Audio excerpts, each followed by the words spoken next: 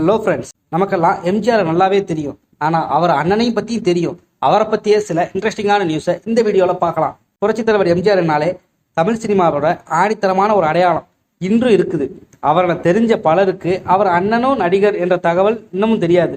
அவரும் பல வருஷமா சினிமாவில் இருந்தாலும் எம்ஜிஆரின் புகழை அவரால் அடைய முடியாமல் போனதே உண்மை. சதிலீலாவதி படத்துல 1936 சினிமாவுக்கு வந்தவர் எம்ஜிஆர்.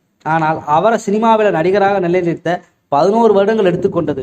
ராஜகுமாரி படத்தின் மூலம்தான் பெரிய அந்தஸ்தனை பெற்றார் எம்ஜிஆர். தொடர்ந்து பல வருஷம் தமிழ் சினிமாவில் அசைக்க முடியாத தலைவராக இருந்தவர். இத்தனை புகழுக்கு சொந்தக்காரான இவருக்கு ஒரு அண்ணன் இருக்கார். எம்ஜி சக்கரபாணி தான் அவர்.